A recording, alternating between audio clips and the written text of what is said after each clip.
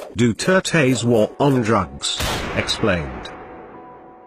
From July 1st to August 30th of this year, 550,000 houses were visited, 12,900 suspects arrested, 800 search warrants implemented, 895 suspects killed, and 626,000 drug user and pushers surrendered. This means that 97.8% surrendered, 2% arrested, and only 0.14% killed. What about the accusation of extrajudicial killings? Did Duterte condone extrajudicial killings? This has been shown to be not true. In fact, in his inaugural speech he said, "As a lawyer and a former prosecutor, I know the limits of the power and authority of the President. I know what is legal and what is not.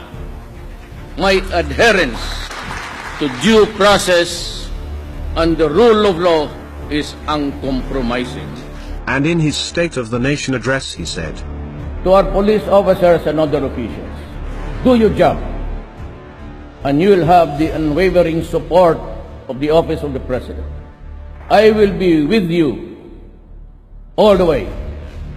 Abuse your authority, and there will be a hell to pay.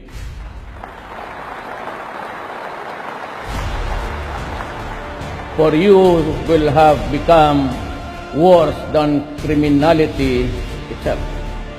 I order the National Police Commission to hasten the conduct of investigation and adjudication of administrative cases against police officers involved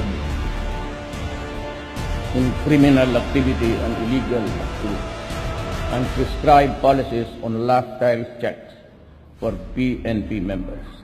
what about his shoot-to-kill orders? This is what he actually said. I repeat again for all everybody's consumption. Do not kill if you are not in danger of losing your life. But in effecting an arrest, when there is a violent resistance, because in effecting an arrest, you have to overcome the guy to bring him to the folds of the law. If you cannot bring him to the police station, if you cannot place him under the control of the law, because that is your job, to arrest, which means to overcome the resistance. But if the resistance is violent, thereby placing your life in jeopardy, shoot and shoot him dead. Can I be more clearer than that? But who is behind the vigilante killings? For the extrajudicial killing, they say, it's not the work of the police to be wrapping people with plastics and put them into the bag. That is not the job of the police. I just told him that one bullet will do. Why do you have to wrap it? Waste your time. So, who are actually behind these killings?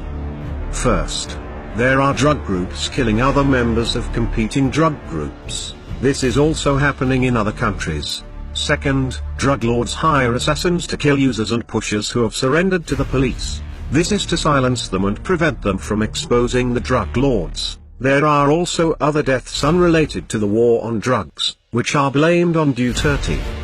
The opposition, who controls most of the local media, blame these deaths to Duterte to make him appear as a mass murderer. Pero yung pinatay na hindi natin na binalot ng mga sako, binalot ng plastic, the police, I assure you, would not waste their time on that. So kung pati ba naman yan isalay ninyo na wala akong kamuang-muang, pakisali na lang po sa namatay ng lahat dyan sa punerarya, pati yung may mga cancer, isali na lang ninyo. May mga diabetes, may mga... Kasi yung lahat na nakita ninyong patay, binibilang ninyo sa akin.